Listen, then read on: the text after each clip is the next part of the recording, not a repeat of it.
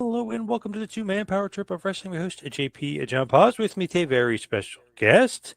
He is a podcaster and a wrestling historian, Mr. WrestleCopia himself, Mr. Ray Russell. Ray, welcome in. How you doing? Hey man, John, it's good to see the flip. You're flipping the script here this week. I'm working for you tonight, and it's great. I'm happy to be here, man. Yeah, usually I'm on your shows. We're talking about usually Monday Night Wars, which was an awesome time, of Yeah, course, good involving the guy times. we're going to talk about today, Hulk Hogan. So some good times then. Absolutely, man. I'm looking forward to it. You hit me with a couple topics. I said I'm good for either one, and I love the idea you came up with, man. Now, before we get into that, just tell everybody what you're up to and what you're doing because it's a lot of good stuff out there. There's a lot going on, so I'll kind of just compress it into a few things. WrestleCopia.com is where all the podcasts are. The Wrestling Memory Grenade currently just starting and kicking off the Mega Power Explosion there, telling the story of 1989 and the World Wrestling Federation. Regional Wrestlings, where we talk the territories, lots of great guests on there doing various projects right now, from the ICW and the Angelo Poffo territory to Georgia 82, Memphis 85, lots going on there. The Wrestling Stoop with Bob Roop, the legendary wrestler and Olympian. We put that show out 3 weeks and one off, so 3 episodes every month there with Bob Roop, always telling great old-timey stories, not just of his own career, but just random stories from all the other wrestlers he encountered throughout the years as well. So we've got a lot going on over there at WrestleCopia.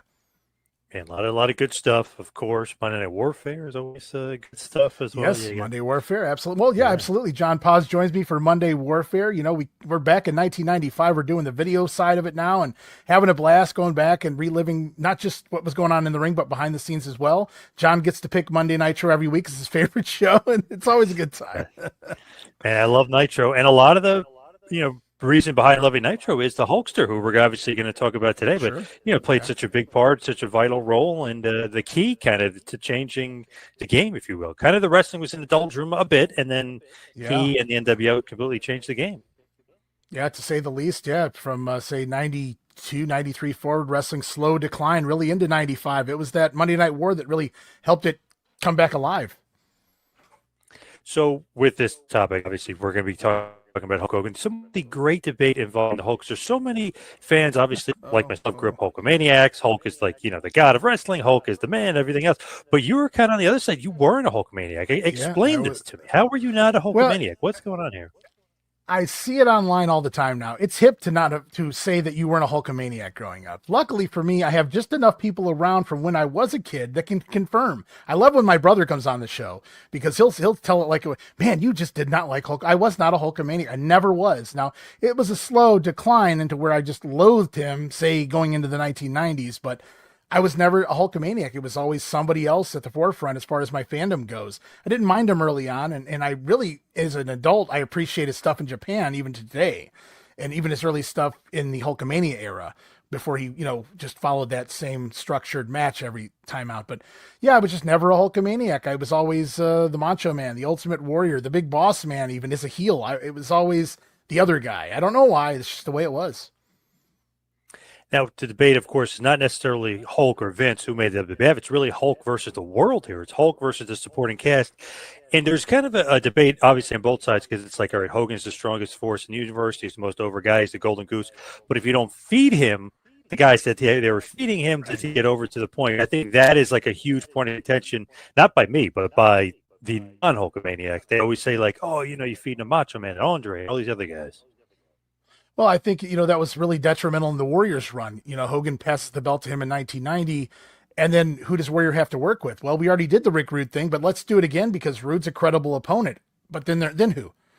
So in Hogan, they always had somebody in line. And it was always Roddy Piper, Paul Orndorff, Andre the Giant, Randy Savage. No matter who it was a big name and they were ready to go.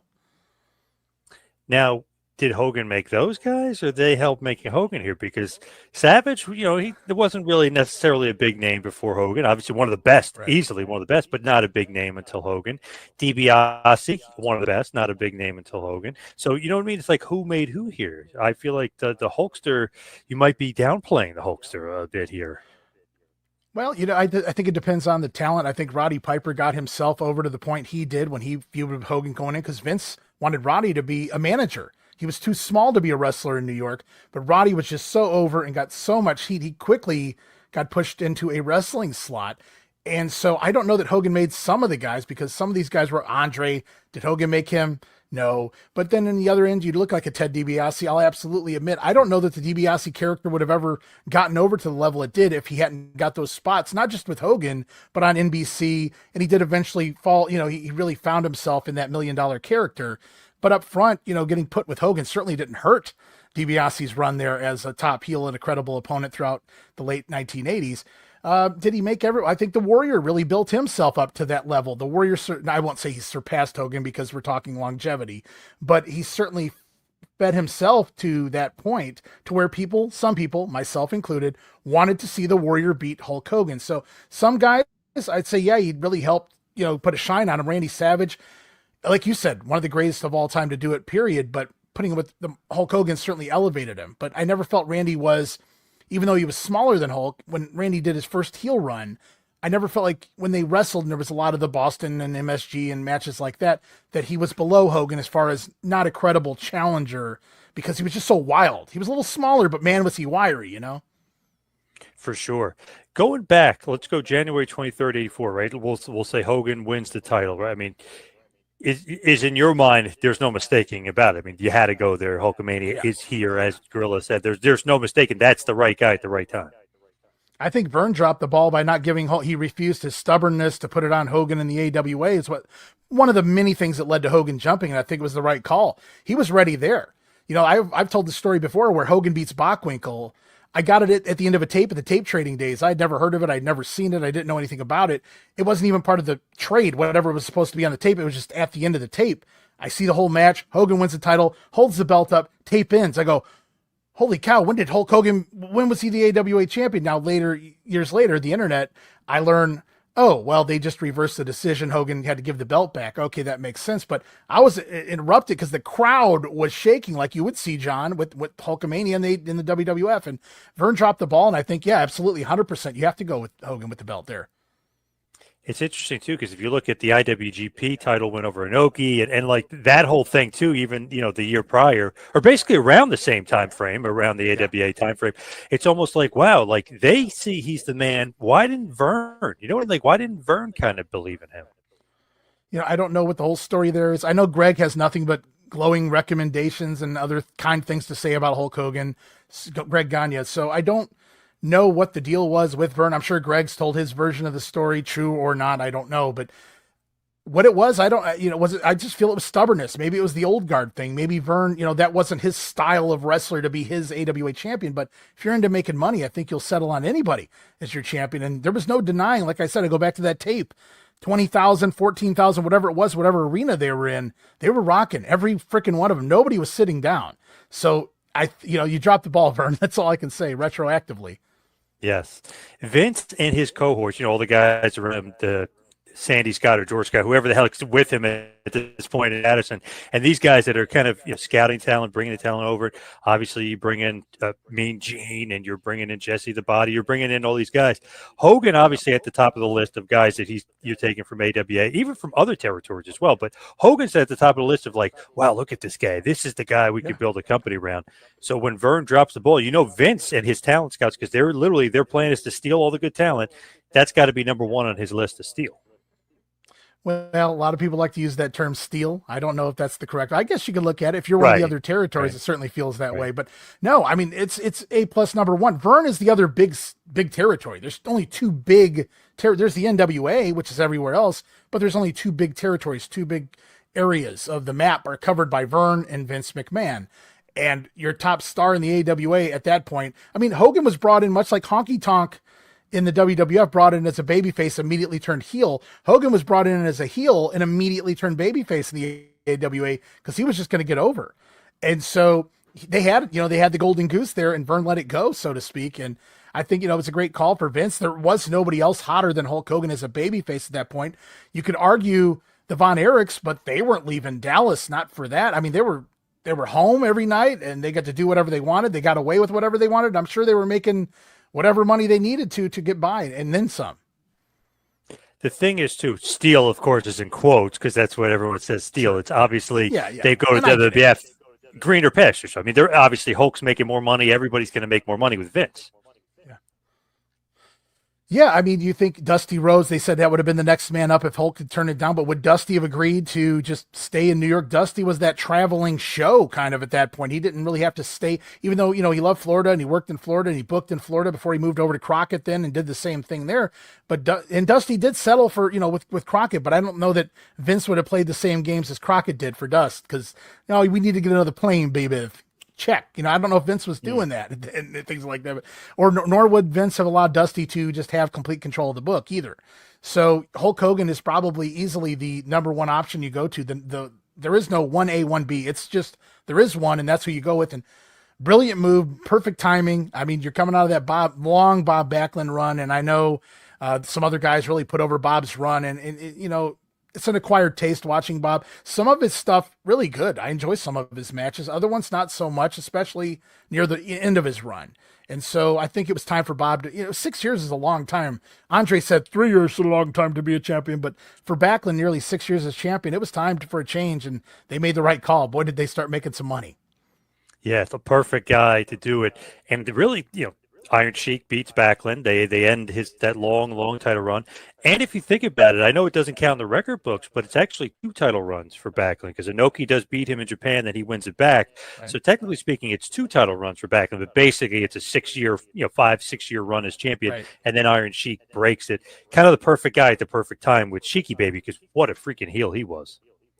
Yeah, Sheik was just getting near the end of when he could go. And when he could go, man, was he something to watch in the ring. If anybody who only saw the Sheik from the mid-'80s and into the 90s, go back and do yourself a favor, look up any of his stuff from the late 70s or early 80s. He could really work in that ring. And again, he could get some heat. There were fans, and then there were, a lot of fans like to cheer the heels, especially up in the Northeast, in New York and Philadelphia. But Sheik got that heel heat from everybody.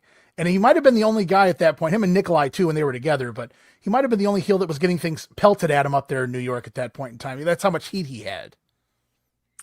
So January 23rd, 84, MSG, like we said, Hogan versus Iron Sheik. He wins the title. Gorilla Monsoon infamously says Hulkamania is here, which sets off the Hogan era and really sets off the golden era of wrestling. Now, Hogan winning, if you really watch it, it's a great match, but it's short. It's like 6 minutes, maybe. You know what I mean? It is a short match. But you think, is that the way that they're kind of want to portray Hogan? He's this big, dominant champion, or was it shock value? Or what did you kind of think of the way Hogan kind of destroys Sheiky Baby? My understanding was it was done by design. They did it with Koloff. They did it with Stasiak. They teased it with Billy Graham to Gorilla right after Graham won the belt, because the Northeast fans have been trained to believe that if a heel wins the belt, they're dropping it pretty quickly. Koloff to Pedro, Stasiak then to Bruno, and Graham wins it a few days later. He's working the Garden, and all of a sudden it's a title match with Gorilla. And if anybody goes back and watches that, the first minute, I talked with Brian R. Solomon about this. The first minute of the match is just Gorilla going chop, chop, chop, chop, Billy Graham bumping like a machine, and Gorilla hitting his big splash, and Graham barely getting his foot on the rope, and the crowd was ready for it. They felt this was the next title change. And so I felt like that's what they did here with Hogan. Transitional champion, Iron Sheik again, and it's like, this is our next world beater, our next big baby face. So yeah, I think by design, it was done in 6 minutes time, yeah. And Hogan really didn't need much more than that. It's proven moving forward. It is crazy looking back, like the transitional champions, like they definitely had a pattern of how they like to do it. But the guy was always like this big heel that you didn't care if he was, you desperately wanted to lose immediately because you hated him. Koloff and Sheik fit that bill more than anybody. I mean, they were just hated. Right. Yeah, no, I was a fan of the earliest Hulk Hogan stuff there, but I was a kid too, 4, 5, 6 years old. It was a little different. The early heels were heels. They were heels. You wanted to hate them, even though Roddy Piper was cool. I think I've said this somewhere along the lines. I feel like when I was 5, I was afraid of Roddy Piper more than I was afraid of King Kong Bundy, because Roddy came off as this, crazy madman that just was capable of killing you or something along those lines. Bundy was a big, scary guy. And yeah, if he'd sat on me, that would have been the end of me. But yeah, Piper was a different animal. And I'm glad that he was able to, plug in there with Hogan eventually. I'm not trying to get ahead of you there. I was thinking out loud. Yeah. But he's like, it's kind of like the first big feud, but almost, as far as everybody remembers big, if you really go a little bit, Max Superstar is the first challenge. So it's like, wow, Bill Eadie's the first challenge. Like, wow, right, interesting.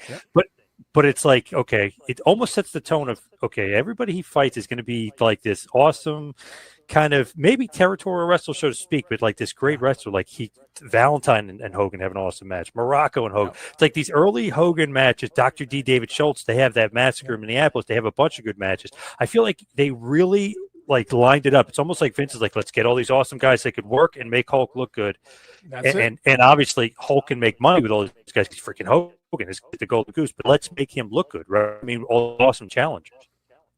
And if anybody's ever watched Hogan work in Japan, he does know a thing or two about working a match. And so being able to work with those guys early, and that early in his WWF run, he actually worked with them. It wasn't just take a beating, make the comeback, hit the big boot and a leg drop. There was a lot more to the matches. And that's why those are really fun. All those guys you named, plus John Studd, it felt like they were doing the same thing they had done with the other champions prior to him, not necessarily trying to find the best workers, but feeding him guys. It was the same repetition that we had seen with Backlund where, okay, now he's going to work this guy around the loop. Now he's going to work that guy around. Maybe they have a return match, but there's real no big heat behind it besides, wow, look at this challenger.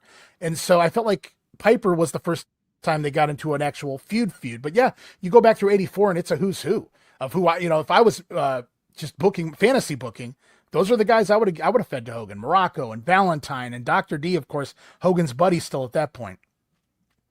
When you look at it, it's like, okay, you got all these great guys, but Hogan is like the linchpin, if you will. He's like the guy that's kind of set it off. He's the guy on the top of the pyramid. To me, like all these guys are awesome, but without Hogan, are they as awesome in their role? Like, you know what I mean? Like he almost puts everybody into a right spot, if you will. So do you agree with that? Or do you think that these guys would be in that spot no matter what, or they could almost move up the totem pole if Hogan's not there?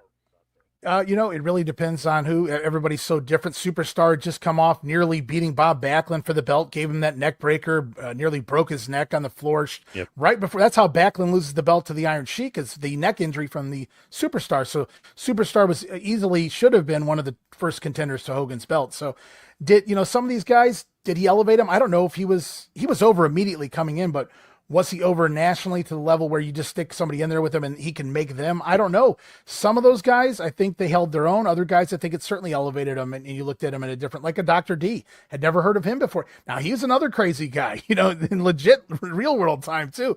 But That was a guy, maybe he needed to work Hogan to be seen as a little bit more than just some crazy dude. He was a serious competitor, a serious challenger at that point. But Greg Valentine had already made his trips through there, broke Strongbow's leg. He had been credible in the past. So I think, other guys, and Valentine would wind up in the Intercontinental level with, Tito and whatnot too. So it just depends probably on the guy, I would say.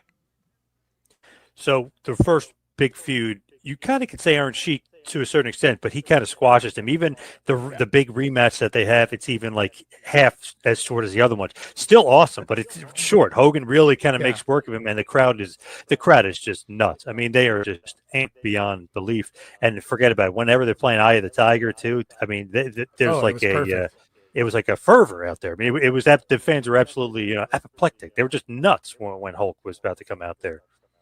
Yeah, God bless the era when we could just play whatever music we wanted. It really made the shows of the 1980s. Yeah. It really, not just the WWF, but all the territories. It was great times to be alive. But I can't believe you're not getting sucked into Hulkamania, though. As a kid, it almost is crazy. It almost doesn't make sense. Like, what is going on in the Russell household over there? I think I would say in 1985, I didn't know many of the guys outside of just the basics. I even knew the Killer Bees because they had a gimmick. They had striped trunk. They were the B guys. Remember, again, I'm 5 years old. So John, at the end of the day, I'm going to tell, I'm going to kill everybody, break everybody's heart out there. But at the end of the day, Saturday morning, if you're asking me if I want to watch championship wrestling or G.I. Joe, I'm going G.I. Joe. I'm 5 years old. I want to watch my cartoons, but that's not to say I didn't watch wrestling. I vividly remember Hillbilly Jim, the Killer Bees, Hulk Hogan, Mr. T. Like I said, there were wraparounds. I've mentioned this many times in the past on NBC Saturday morning cartoons. In between the cartoons, as they were building to WrestleMania or whatever they were doing, Hulk Hogan and Mr. T, I vividly remember this, 40 years ago, jogging down the streets of New York City, preparing. So they were building things like that. And I knew who Hulk Hogan was. So I was not a Hulkamaniac. I wasn't drawn in because of him, but I was drawn into professional wrestling as a whole. And I knew who Hulk Hogan was. So I didn't mind him per se in 1985. crazy. With me, it was like this guy is a real life superhero. This guy's like Superman. This guy is a god. Like it was just like he was like Yeah, I Sergeant get it. Slaughter and GI Joe. When Sergeant Slaughter showed him GI Joe, you're like, oh, now you're in trouble. This is, or Duke was awesome. I Yeah, love Flint. Like yeah, these guys, like these yeah. are my guys. Hogan was like, oh my god, this guy is awesome. Like I can't get his ass. Like it was just like you were like brainwashed into like loving this guy just because he looked like Yeah. a Superman, like a real superhero. No, yeah, I totally get it. I mean, he's larger than life. He's a big dude to begin with. And then with Mr. T, see, Yeah. I knew Mr. T better than I knew Hulk Hogan. He had Right. Serial. He Yeah. was on the A Team. He had guest spotted on every sitcom that I had ever watched. So I was very, wow. And Mr. T's friends with this guy. So this guy must be pretty cool too. So you asked if Hogan elevated some of the heels. I feel like for me as a kid, Mr. T, and that's what the whole idea was, elevated Hulk Hogan for me. Bringing in Cyndi Lauper, bringing in Mr. T, that was to elevate WWF, to elevate professional wrestling, and they did an amazing job with it. Not Don't Look Back, but Mr. T did that for me. Was okay. Hulk Hogan's cool with me. He's cool in my book. It wasn't like an immediate disdain for that. That took time, and that took several storylines to get me there because I was seeing things as a kid that nobody else was seeing. And my brother, again, I love going back to that because he's like, man, when we were kids, you always pointed these things out to me, and I didn't see them. Yeah, that's great. Because me, I'm just like zombified. Like the Hulk is the man. This is great because that's like really my first memories of wrestling. I know my dad was a fan. He liked it. So funny when he had passed, I found a Polaroid picture. Had a picture with Fabulous Moolah from like 1979. I was like, what did they like just invent Polaroids? You got a Polaroid with Fabulous Moolah? I was like, this is awesome. Like so he was a big fan of Pedro Morales. He sold insurance to him. He was a big fan of Hutchie because we have Polish descent. So he was a fan of a bunch of guys. But he's like, man, you really like this Hulk Hogan guy. As we were a kid, like starting to realize, like, man, you kids are really into this Hogan guy. He's like your guy, like it wasn't necessarily his guy because he's from the generation before. He's liking all the older guys, but he was like, wow, you really liked this Hulkster guy. He's like a cartoon character almost. Yeah, you go back and you think about all the babyface champions before him. Backlund, would he have been a national star? I don't think so. I don't think he had the personality. Bruno, I hate to say it's going to hurt some people's feelings, but he's worked some other territories where he just didn't get over. Certainly not to the level he did in New York. Pedro, he had his areas too. Of course, being Hispanic, he was really over in LA, and he was a great worker. If anybody saw him up through his, WWF title reign era, like the late 60s into the mid 70s, even beyond, Pedro could get great heat working with Morocco in the early 80s by throwing punches. Those were tremendous heated rivalry matches. So Pedro knew what to do by that point, but was he going to get over now? Again, you go back to, was Pedro going to cut the ultimate promo? He's ready for every kind of action or whatever the case may be. So I think this is your first real babyface that could have worked, Vince, national expansion wise. So I think it was a good call. They have MTV to work with now as well. So there's a lot going on there, and Vince is really doing a great job of getting all his ducks in a row. And Hulk Hogan's kind of like the head puppet or whatever you want to call it there for his company because he's leading the way. Now, it's funny, like, if you're like a newer fan or you're thinking of a certain era, you come up, it's like, okay, John Cena's the big Hogan babyface. Got booed by half the fans. Reigns, when they tried to make him a babyface, got booed by half the fans. Ooh, yeah. It's like, you got to go back. It's like, no, Hogan is like, that's the stereotypical or the prototypical, like, that's what they want. The head of the company that does all the appearances, goes on Studio Hall, goes on all these other shows, goes on Saturday Night Live. He's able to be with Mr. T, and he's cheered. Like, he's the biggest babyface. He's the most over guy. That's exactly what you want out of your big babyface. And it's funny that, like, he's the prototype of like a Cena type and a Reigns and a Cody Rhodes nowadays, but it wasn't always easy to get to like a level like that where you're universally loved.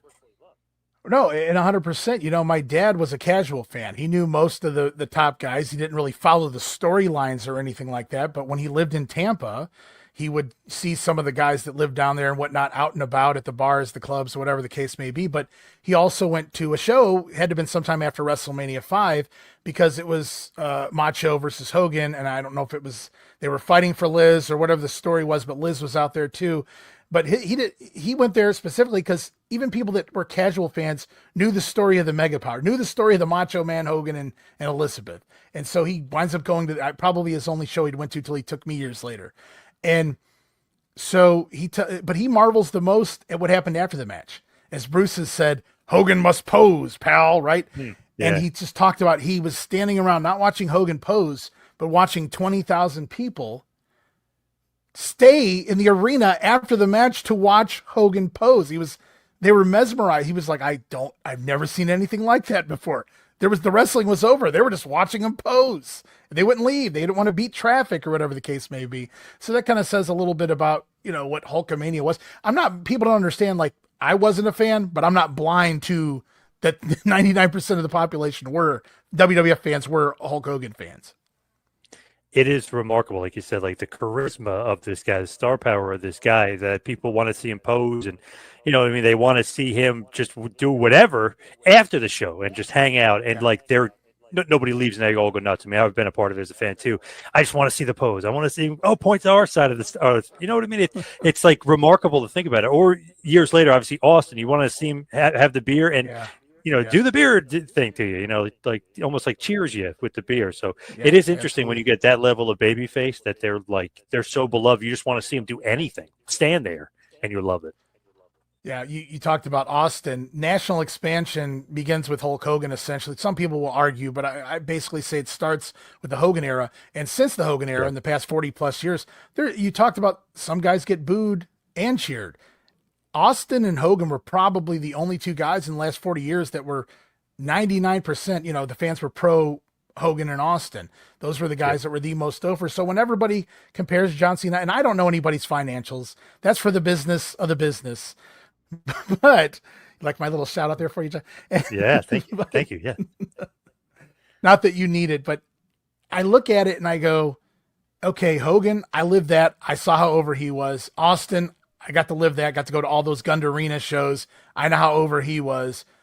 And then everybody that's followed, they've never been that level of over. I'm not saying, I hurt your feelings if I don't see that in Roman Reigns or John Cena. I get that they're, big names over the course of the last 20 plus years, but they were not Austin and Hogan level. They were not household name. And that's another term that gets thrown around, John. I don't want to take you off topic here, but I hear that a lot. People arguing, this guy's a household name. Cody Rhodes is a household name. Hate to hurt your feelings, but I bet if I went out on the street right now and I asked 20 people if they knew who Cody Rhodes were, unless I randomly ran into a wrestling fan, they would have no idea what a Cody Rhodes is. But when I was growing up, everybody knew what a Hulk Hogan was. They knew who he was, what he looked like. They knew the name. He's that wrestler guy, as my grandma would say. He is totally mainstream. Like everybody knows who he is. That's why I always thought he had a problem in Hollywood, because he's Hulk Hogan. He's so famous. Like people couldn't see him playing like a character. You know what I mean? And people say make an excuse for him, but I always got that feeling. Like no holds barred. Okay, he's basically essentially playing himself, so like that works. But when they put him in other roles and stuff, you're kind of like, but you're Hulk Hogan. You're like a part of pop culture. You're like a New York Yankees or a G.I. Joe, or you know what I mean? Like you're Johnny Carson. Like you're like a part of Americana. You can't almost be like playing somebody else.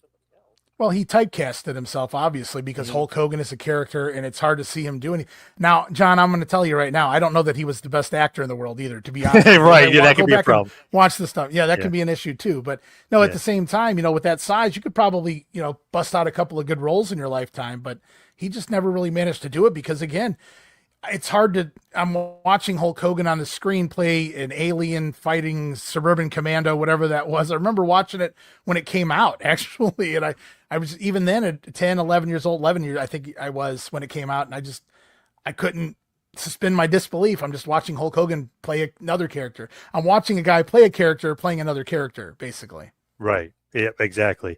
So Hulk, obviously, we're talking about the beginning of his title run and how, he's starting to come across here. I wrote it down because I remembered it, but then I wanted to make sure I didn't mess this up. So obviously it's 1,474 days as champion, that first title run, basically 4 plus straight years. But so it's Hulk Hogan's first run, basically had a title defense every 8.5 days. He drew an average of 10,323 fans for 37 house shows during that run. That's essentially 10,000 plus fans for every house show every 4 days for over 4 straight years. Kind of remarkable if you think about it and you look at that like, wait, what? Like how many days? How many for that title run? 1,474 days.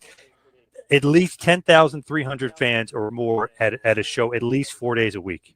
Nuts. Yeah, there's no denying the money that he brought in, the revenue he brought in for the company. Well, jotted down all those stats, and I believe every one of them. After covering the '89 NWA, when I started the Grenade Show, I went back. I did a little WWF stuff, but I went back to eventually 1987. Now we're in the beginning of '89, so I've been following at least the last 2 years and 2 months so far of the run of the Hulkamania era. And I say it every time I get to the beginning of every month when I start looking through the house shows and I look at the attendance figures. I go, 10,000. Well, this must be a Hulk Hogan show. Yep, it sure was. So those guys said they always loved when they worked on the Hulk Hogan shows because they got paid the most they ever had made on the undercard. And so you can kind of tell whenever it's going to be a Hogan show. And you go back and you talk, Orndorff, remember the injury that he had that caused the atrophy because he refused to go off the road because he was making the most money he had ever made in his life in the middle of that feud with Hulk Hogan. I don't know if he went on years later and say he regrets that. He'd rather, had his arm and his full health or not, but he was able to take that money, parlay it into a bowling alley and get out of wrestling there for a little bit and do what he needed to do. But unfortunately the injury stuck with him forever, but he goes back to, hey man, that was more money than I was ever going to make with anybody else ever in the history of my, my career. So I would have been a fool to take some time off and pass it up. About 74,000 people to the big event in Toronto, Canada for that big Hogan Orndorff blow-off. Not really blow-off, a 1986 show in the summer of 86, I believe it was 8/28. When you look at it, it's like that wasn't even supposed to be a blow-off. That was just almost essentially a house show. They thought they were getting 10,000 people, and 74,000 people showed up, and they put in a stadium, and it just blew up because Hogan Orndorff was, he made so much money with Orndorff. They had hundreds of matches to get together. It was insane how much money they made together. I don't know if people can see it, but it all started in that room, right? With the faux wooden wallpaper type gimmick stuff in the background. And that's why here, I keep that right there to remind me of the day that Hulk Hogan wouldn't take Orndorff's phone call because he was too busy lifting weights, even though he's supposed to be his brother, and I'm there for you anytime, any place, but tell him I'll call him back. And of course, that's another one. I feel like, the Hulkster had that one coming. The turn heard round the big clothesline to the side of the face, and the pile driver. I always pop for that spot. Paul's son always posts that video, and to this day I still love watching that. It never gets old on me. But the turn happens in the summer. The big event is not very far after that. You know what I mean? So they work all the way into at least the January 3rd Saturday night's main event in the cage. So these guys they got several months of matches still to go. And if you look at Saturday night's main event, when they have those two matches, the one, I believe it's September, again in December, it's like, okay, they get, 15 million, and then they get over 20 million viewers. So it's like, wow, not only are they drawing on house shows and everything else, they're getting millions upon millions, tens of millions of viewers on television for Hogan Orndorff. So it's like, man almighty, like, what a great opponent Orndorff is, but obviously what a golden goose Hulk is. He's got these people, clamoring. Right. I had an aunt and uncle. A lot of times I would go over there to my cousin's house and stay the night on the weekend. So I got to watch a lot of wrestling with her, which meant I got to watch a lot of the Saturday night's main events over there on the weekends. So I remember vividly watching that one in her living room, and my aunt and uncle were wrestling fans. They watched it. I'm not saying they weren't watching Prime Time and Wrestling Challenge and all these extra things, but they understood the basics of what was going on. They ordered a few pay-per-views over the years, but I remember watching that one and them because I didn't understand what was happening when they hit the floor at the same time. You got to love when they went back and did the little time game. Masterpiece for the time. Thinking outside the box, great stuff there. But I remember my uncle explaining it as it happened.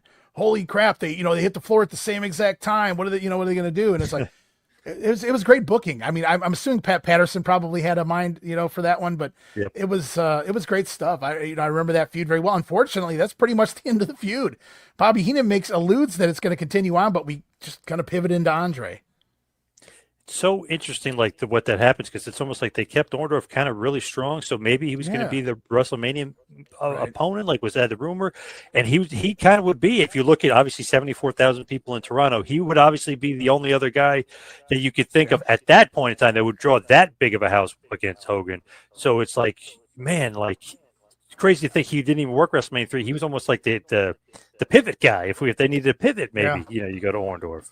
A lot of people have, came up with that story over time. I don't know if it's wishful thinking. Yeah, I don't know if it's a little bit of truth. Not either, But I will say that because I know Paul at first denied it, and then later on he kind of went with it. So you don't really know. But at the same time, I will say this because I dissected WrestleMania 3 inside out. I did a lot more than just watch the show and write down what happened. Let's put it that way. I did a lot of looking into it, and it's really interesting that the two guys who were getting pushed at that point that weren't on the show were Paul Orndorff and Kamala. And I'm not saying Kamala was going to draw 93,000 people. I don't even know if Orndorff could draw 93,000 people or 78 Dave, whatever the case may be. But what I do know is both these guys were working Hogan at this point in time. Kamal had been working Hogan. Basically, he traded off with Orndorff. They overlapped a little bit, and Kamala started working with Hogan at the end of 86. Orndorff started finishing up working Hogan in January 87, and they kind of overlapped, and Kamala worked with Hogan into WrestleMania. So it was very interesting that these guys are good enough to work Hulk Hogan and headline the A shows, but they can't make it to the pay-per-view. So it feels like backup plans were definitely left out there. The crazy thing is too, like looking at it, it's like, okay, how well can Kamala and Hogan draw? They drew so well that you would think that they could be in a bigger, not WrestleMania style, but like in a bigger venue, like and just keep pushing it because they really, I mean, Kamala and him, like if you look at the financials, man, they drew. And leading into WrestleMania 3 evolved. So it's like, man, you got two guys on the back burner that you would think like, I don't know about WrestleMania main event. Well, they were drawing a shitload of fans and a ton of money. So possibly. Yeah, it would have worked for me. I don't know that it's going to draw what Andre was going to. That match really put him over the top. There's no doubt about that. But I mean, if you're going to have a backup plan, why not have it be a couple of guys that he's already been working, that he's already been drawing with? And it's just really peculiar that those just happen to be the two guys glaring omissions from the pay-per-view. And there's a few other guys, I'm not going to name their names, not going to upset anybody out there, but there's a few other guys on that show that I don't know necessarily needed to be on the show before a Paul Orndorff or a Kamala. Yeah, 1,000%. Yeah, it is kind of crazy. Some of the guys that didn't, make the card and some of the guys that did, very, very, very kind of crazy. But when you look at it, right, so you almost jump from like, as far as big money making feuds, so you go from like Piper, Bundy, Orndorff, Andre. Like those are like the real big money making ones, right? Yeah. Do you think that they're in those spots if there's no Hogan though? Like would they be in the big money spot without Hogan? Like did Hogan kind of make them? Because Hogan literally grabs Bundy and it's like, I want this guy to be in the main event. Yeah. Obviously you have to be a star to get that spot, but he kind of handpicked some of those guys.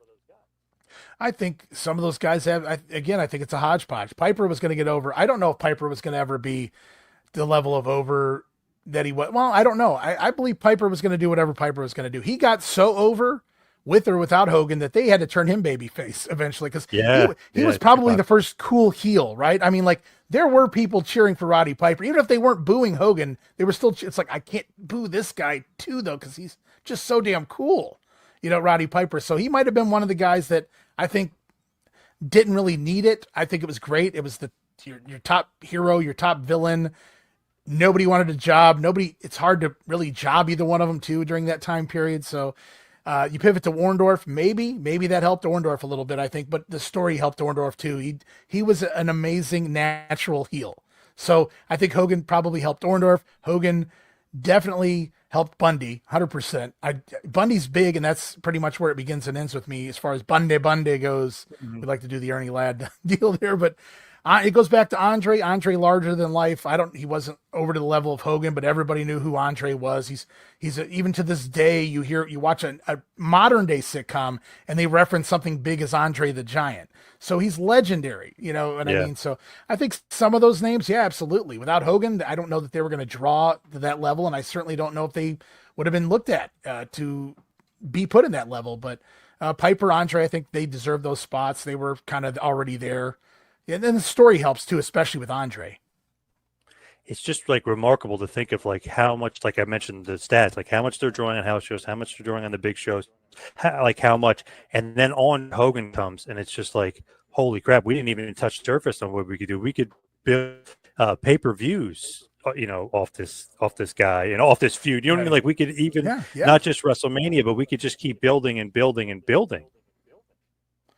Yeah, I mean, man, you think about all the guys you named up through Andre, and the Andre thing goes on really for, much of 87 without Andre even being there. He returns at Survivor Series, and it's like this feud never ended.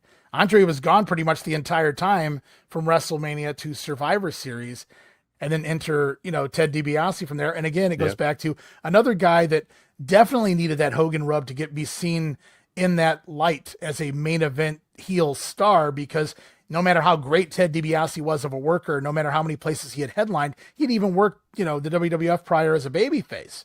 But at this point in time, if you watch the first, and this, when you actually watch things week to week and you break things down, you come up with little gems that nobody really notices because we've been telling these stories for 40 years and that's just the way we all believe it. But that $1 Million Man character really wasn't all that over upon its first few months, but he was still finding himself in the character as well. But it just needed time to develop. But trying to buy the WWF title, it's Hogan and it's also the storyline. I think they did an amazing job once they started getting deep into the stories.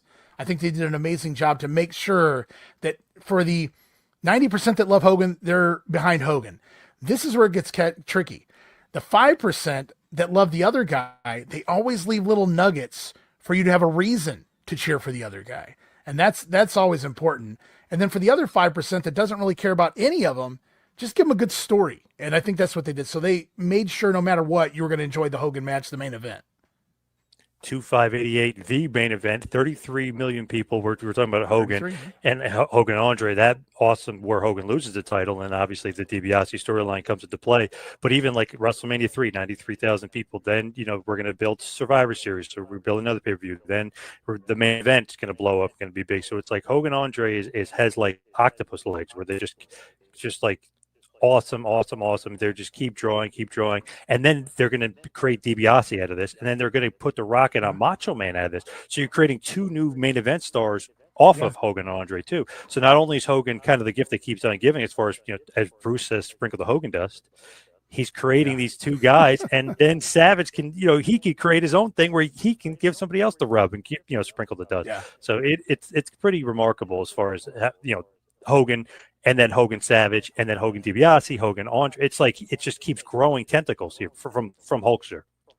Yeah, they milked the Andre thing just based on the name value of Hogan and Andre from January of '87 through the SummerSlam of '88, really, before they kind of pull them away and let them go do their own things. Andre's off to go have a heart attack. He's afraid of snakes and things like that. Eventually get hit by a board with Duggan somewhere in there as well. But Hulk Hogan, he's moving on as well, as because the mega powers eventually are going to explode. And like you said, that story, I don't know exactly when they came up with the idea that, okay, we're going to give Randy the belt here, but he's going to lose the belt there. We're going to split these guys up by the next wrestle. I don't know if it was really planned a year in advance or whatever the story goes, but I think, it was a great job. They form in October of 1987. They split up at the main event in February '89. And of course, the Mega Powers explode April 2, 1989. So it's a hell of a story. I mean, how could you not? And that you probably know this better than me, but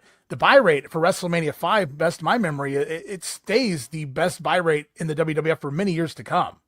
Yes, 750K. It may be supposedly a little bit more than that, and that's just U.S. buys too. So globally, if the pay-per-view was more capable of what it is now versus then, obviously we're talking about millions of buys there for that. So it was remarkable, and the money factor too. Hogan Savage is actually making more money than Hogan Andre and Hogan Orndorff.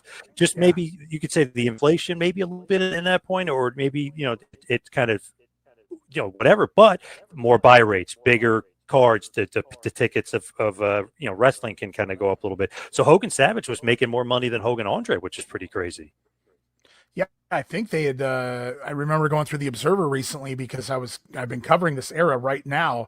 I think they milked in 250,000 the first 3 days tickets were on sale, and this is 1989 money, mind you, and this is before the Mega Powers exploded, either. Although I believe in Atlantic City, they had already been promoting it as the Clash of the Mega Powers or something along those lines. So you could kind of get a feel for where we were going if you couldn't tell based on Randy's mannerisms leading in. But it's a hell of a story, and it's such a long story, and you fall in love with Elizabeth. You get behind Randy Savage, your hero now, while Hulk Hogan's gone making a movie. He's back. They're back together, brother and sister over here, and unfortunately, things go awry, and it all starts really for me as Randy Savage. They do those back and forth vignettes going into WrestleMania, and it all starts really when Randy Savage they do a freeze frame, SummerSlam, Hulk Hogan with his hand on Elizabeth's left butt cheek there while Randy's holding her on the shoulder. You know, it's like, I don't know why Randy didn't snap back. And I don't know a lot of guys that would have held their cool for 6 months. A lot of people call Randy like paranoid and, you know, hot tempered, but Randy let it go for a while. The thing is, too, it's like, okay, they're putting a little bit of realism, right? I mean, they're putting a little bit of and now years later, we know more and more, but it really made that feud so great and so remarkable. And one of those things where you're just looking at it and you're like, holy crap, there's like some realism here, which kind of enhances the feud even better. Like they're friends, then they turn on each other for a reason. Right. Maybe there was some real life going on. Lust in the eyes. That's what it was, if you ask me anyway. I sided with Randy, obviously. Yeah, I was going to say, you're definitely siding with Randy. So are you going to give Hogan credit for making Macho Man, though, making him into the star that he was? I thought Hogan did a little too much, personally, my taste. But again, I'm a little biased, so I don't know if that's just, you know, the bias in me that sees it that way, or if that's really what it was. I go back to WrestleMania 4, Randy Savage wins the tournament. But how does he win the tournament? With Hulk Hogan's help. And it wasn't like he just tripped somebody up. He literally goes in there and lays out DiBiase so that Savage could have his title. Then, of course, after the matchup, rather than allowing someone present the title to Randy Savage, Hulk Hogan, and this felt ad-lib based on the way he did it. He jumps out of the ring, goes over there, snatches the belt, runs in the ring, presents it to Randy Savage. And it's almost like, here, brother, this is mine. This is how I took it. You can hold this until I want it back, dude. Mm-hmm. And that's kind of how I felt about it. And so, you know, you go ahead and I go to Royal Rumble 89, which I just covered. So this promo's fresh in my mind going into the Royal Rumble match. Mean Gene asks Hogan, what will you do if it comes down to you and Randy Savage at the end of the Rumble match? And Hogan disregards that question. And he goes, well, you know, my Hulkamaniacs know that I'm the real world champion, dude, because I was never beaten. I go, whoa, where did that come from? That's your brother. Why are you talking like that? That's not cool. But, you know, so those nuggets, that the reason why you can side with the Macho Man if you're not a Hulkamaniac.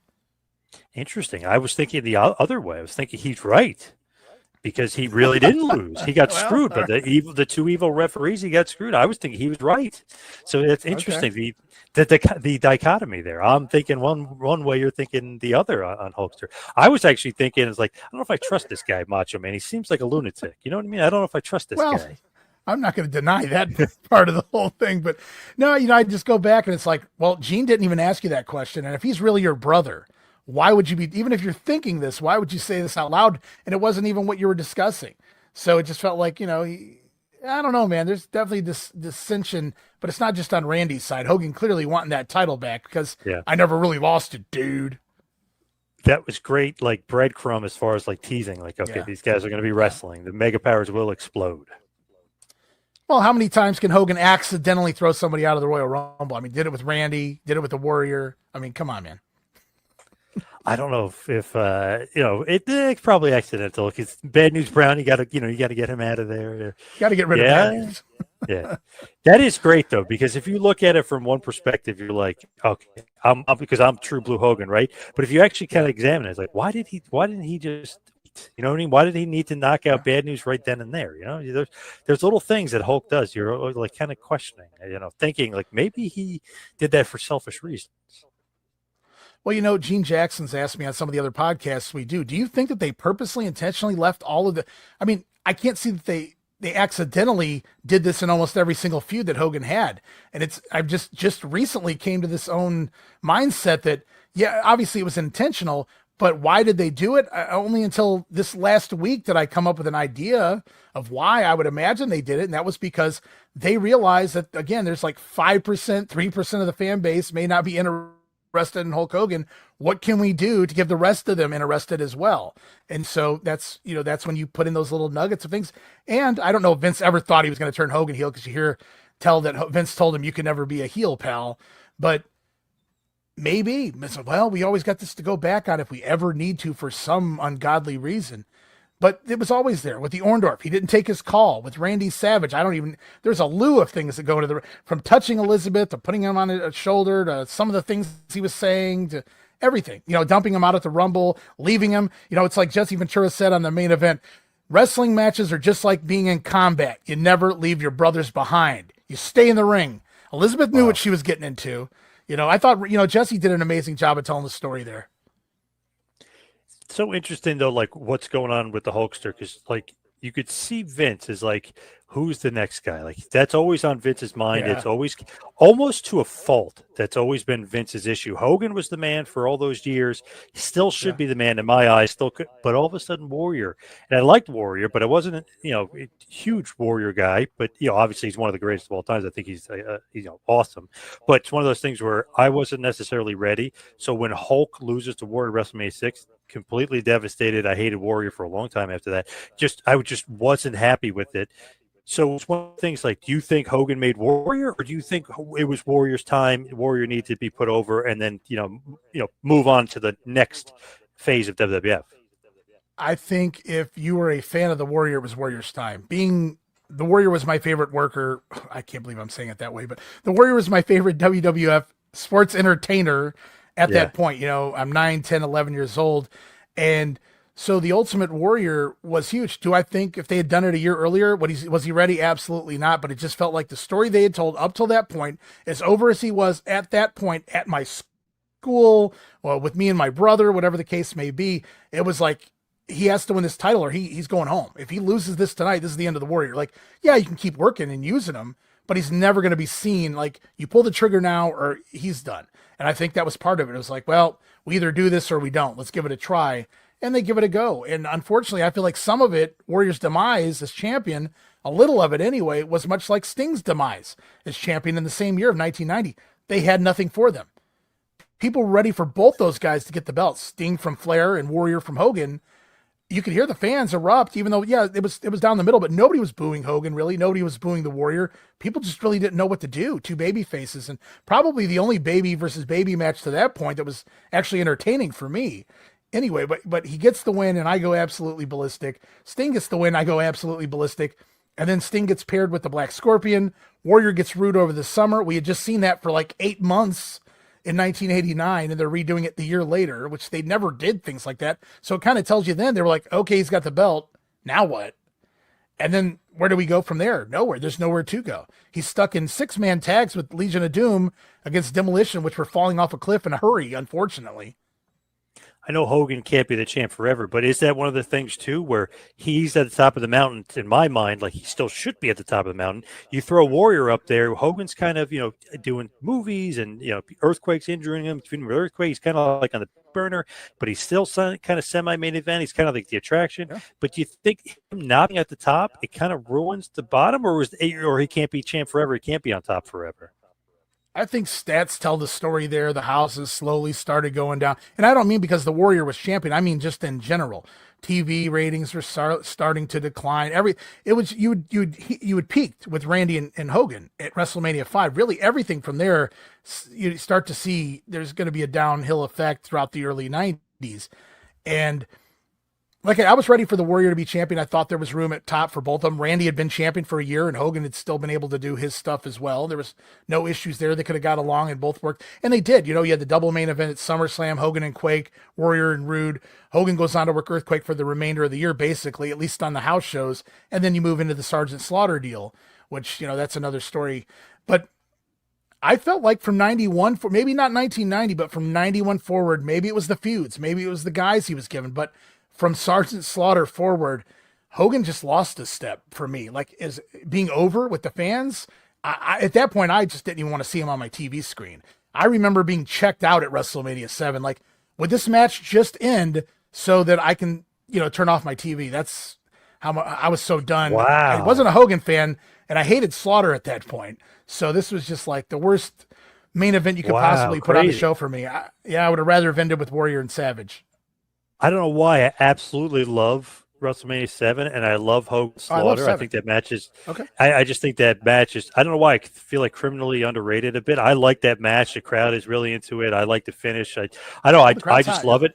And I love Hogan winning the title back from Slaughter. Obviously, I'm a Hogan guy, true blue. And I got to be honest, I like Slaughter even as a kid beating Warrior because I didn't like how Warrior beat Hogan. So I was like, screw this guy. I didn't even care, which is bad. And then he beat Savage, and I was supposed to be mad that he beat Savage, or I'm supposed to be happy Savage lost. I was mad Savage lost. I was actually like, good, screw this guy. You know what I mean? But then I was like, no, Savage is losing. Like, I didn't want Warrior to win. So I was like, I was so like weird as a fan at that point as a kid, but thinking to myself, as long as Hogan gets the title back, as long as Hogan's, we're back, we're good, all is right in the world.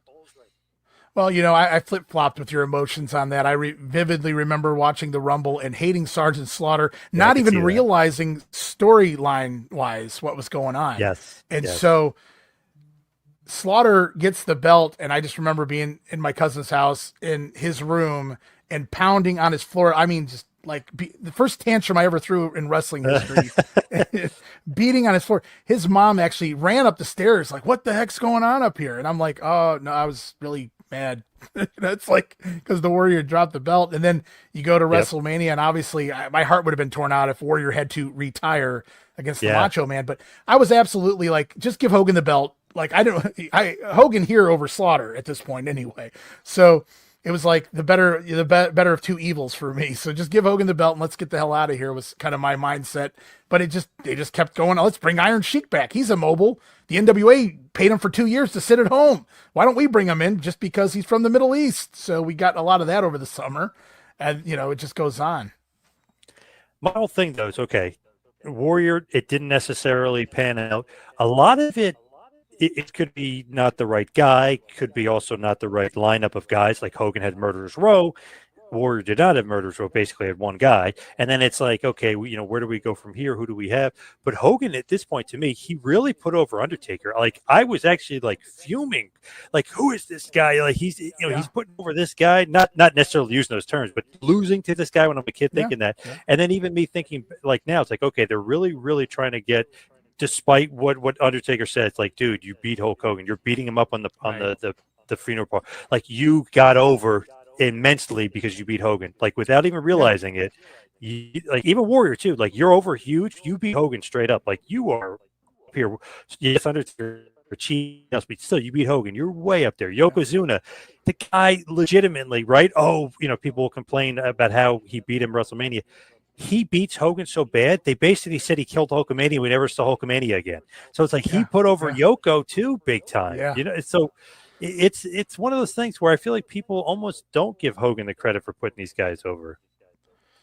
Well, he didn't have to for a long time, but it's also a lot of people don't give him credit for knowing how to work because he didn't have to work, right? I mean, the rest where we want to see a good match is what I mean. But you go watch any of the Japan footage, and it's like I could sit there and watch Hulk Hogan in Japan all damn day. I mean, he's always showing me, holy shit, he did what? But you go, and even in the early 90s when they were working with Tenryu and the SWS, Hogan would go over there, had some good matches there. Even into the early 90s, it's crazy to think. And then you would come back and watch what he was doing in the WWF. But I'll go back to one of your original questions real quickly. And that was, do these guys need Hogan to get them over or bring them up to their level? Undertaker, absolutely. Yeah. When he got the title shot, I go, really? He's there? Even though he had been undefeated on TV, I know he'd been beaten on the house shows and things, but even though he'd been undefeated on TV for a year, he really never been put into a position where I'm just thinking, oh, this guy's world champion, Hulk Hogan level caliber type guy. Because he was such a gimmick at that point, no selling everything, to where it just didn't feel like he would ever even make it to the main. Like, how do you put that in there with your champion? But they did, and it worked. And even when I was watching it, I go, this doesn't feel right. He doesn't feel like he's at this level. It was almost like when Bret Hart got the belt the first time. It was like, Bret Hart, where the hell did that come from? But you got to start somewhere, and that was the beginning of Bret, and this was the beginning of the Undertaker, and that was thanks to Hulk Hogan, 100%. No matter whether Taker is a big fan of his or not. The funny thing about that too, just a little sidebar, Hogan obviously completely working him, saying you injured me and stuff. You don't think Vince was in on that? Come on. Like that's the thing with Undertaker, where like you're such an old school guy, don't think Yeah. Vince was in on it. I literally could see Vince because he even tells a story how Shane McMahon takes Undertaker out of the room, and Undertaker is like listening, and Shane's like, "Oh, I can't believe it." I always feel like Shane and Vince were in on it. Like, obviously Hogan wasn't hurt. Like they were like working you, man. They want to see your reaction. They Right. want to see what. Like, I can't believe Undertaker, old school guy, never like understood. He's like, "Oh, I can't believe Hogan Got did it that." right. Yeah. You were never going to be long term champ. That was never the plan. They were working you, like kind of see almost like for fun, like see how you react. Like they're just messing with you. He wasn't really hurt, and you knew he wasn't hurt. You know what I mean? Like that kind of thing. Right. Well, they go from the Undertaker into Sid there, and Yeah. Yep. it works perfectly for me because the night the Warrior left was the night that Sid technically, I mean, he arrived. He was in the ring that night Yes. at SummerSlam. And so immediately, once I realized where did my Warrior go, I go, well, that's okay because Sid Vicious is here now. So now there's my new number one. I loved Sid as a baby. I thought he could have been the next Hulk Hogan. Like as far as getting, being over, he's just what an amazing guy Sid was. Unfortunately, he loved softball just about as much as he loved wrestling, and that got in the way sometimes. And some other things got in the way too, but that heel turn, I get why they had to do it, or they thought they had to do it when they did it there with Hulk and Sid, man. But I really thought Sid was the next coming. I bought into the Warrior. I bought into Sid Justice as the next big top baby face to replace Hogan down the line. When you look at it too, it's like, okay, Sid has everything you could possibly want, like for a wrestler, even Warrior to a certain extent too, like the look, the charisma. Who cares if they could talk necessarily, but like when they did talk, it just seemed like they were saying something like, "Oh, this guy's so cool!" Like I can't understand what you say, but this is awesome. Like this, it fits the character. Like so, you think like Sid was going to be the next guy. Obviously, he wasn't. So it's one of those things where, okay, Warrior, we think he's the next Hogan. He's not. Is Undertaker the next Hogan? Probably not, but he's a good guy to have around. Obviously, like a 1A kind of type guy. Sid, the next guy, no. Yokozuna as a heel, I don't know, but like we're gonna have is Brett the next guy? I don't know. So they're always searching for the next Hogan, which always says to me, it's like, well, that means that this guy was so like above everybody else that you're searching for this guy. It's like you didn't really find him until Austin when you really think about it, because Shawn Michaels definitely wasn't the next Hogan. But you don't find it till Austin. It's like these guys don't grow on trees. They're very hard to come around. And when you had a guy like Hogan, it just shows you the speciality of it, like of having a guy like that.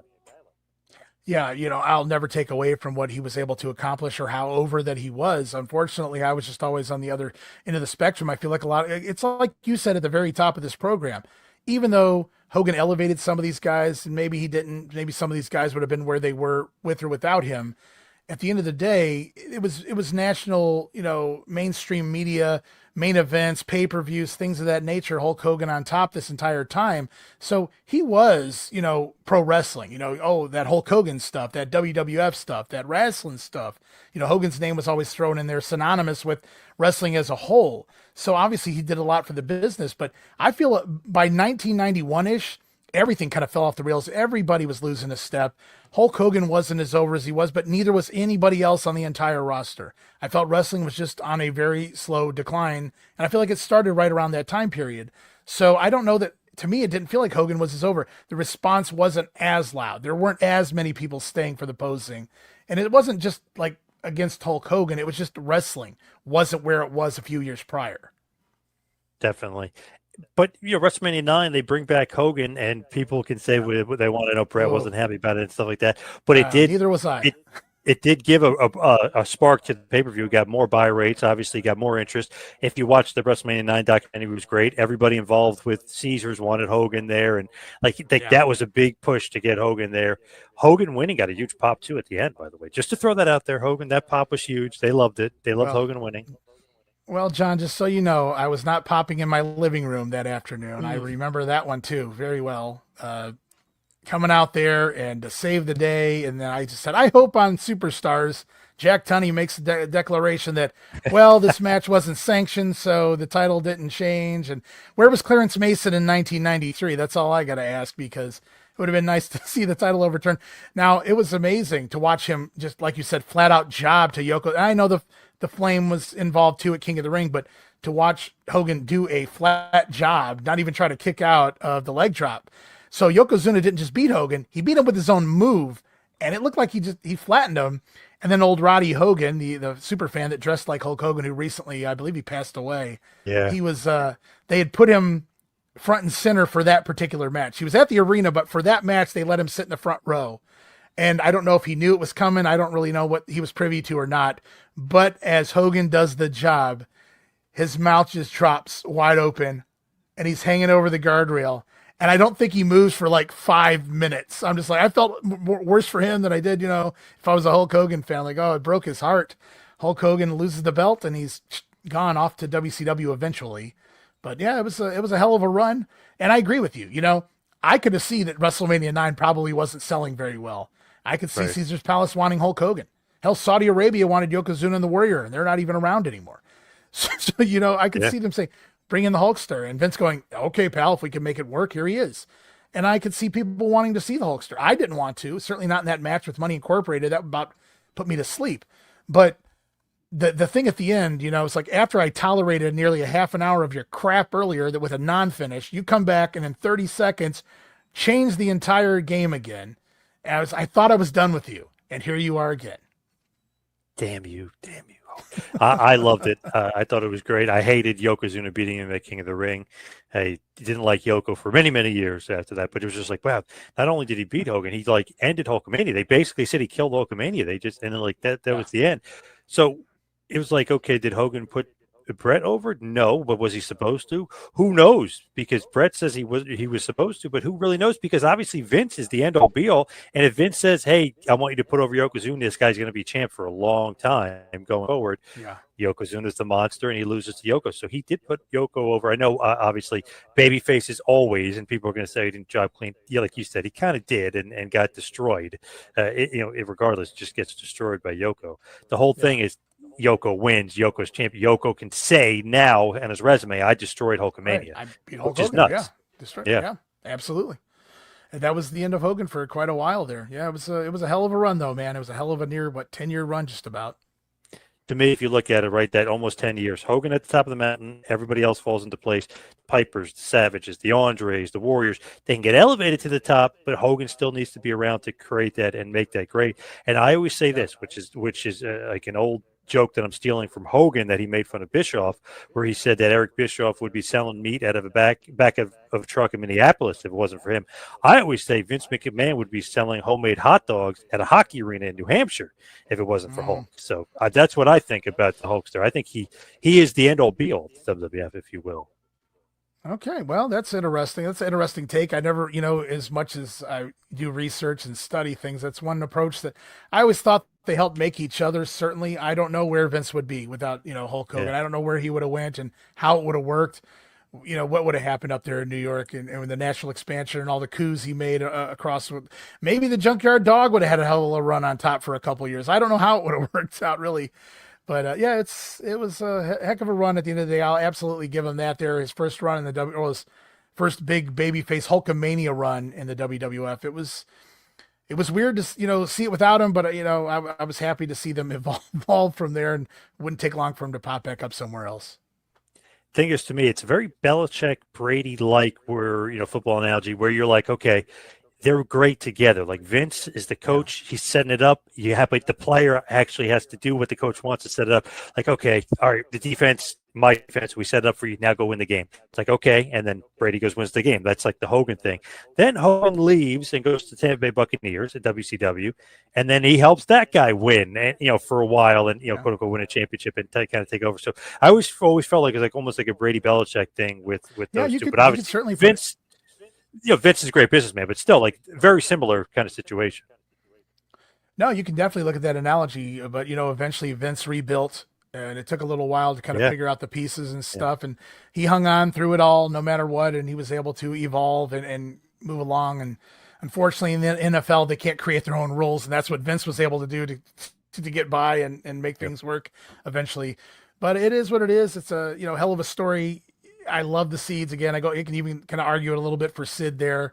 Hogan dumping. It was every man for himself, but I don't know. And the fans the live fans tell the true story of who they wanted to win between Sid and Hulk. I think anyway at Rumble versus the Superstars version where they flip flop the sound sweetening there. That is true because I feel like at that point it was almost like, wait a second, Hulk, that was a little bit nefarious there. What are you doing? Why are you getting involved here? Yeah, it wasn't the first time he threw somebody out that was minding their own Yeah, business in the Rumble. true, So, true. That's true, but never from the outside in, though. You know what I mean? Where they're kind of right. cheaply trying to get Yeah. him out. Yeah. So Always getting them from behind. so as we head towards the finish or wrap bad boy up, would the WWF be the WWF without Hulk Hogan? And what's your final take? Obviously, you're the world. You're taking the world point. But would the WWF be where it is without the Hulkster? Well, absolutely not. I can't picture a world with, the 80s, the Hulkamania era without Hulk Hogan in it, the Hogan era, if you will, without Hulk Hogan in it. I don't know what Vince would have done. I think he probably would have made it work. Maybe not to the level it got, but I feel like it would have still hung around. They needed wrestling. And I don't know if Crockett would have, been able to sustain it because we see eventually he's not very good at managing his money, no matter how well they're doing or whatever. So, yeah, I think you absolutely need Hulk Hogan in there for sure. I think the WWF would have existed without him, for that time period, but I don't know what they would have or could have done. Vince would have been constantly trying to make a Hulk Hogan without realizing he never had one, because I don't know if anybody could have held on. There was a lot of guys that had that charisma.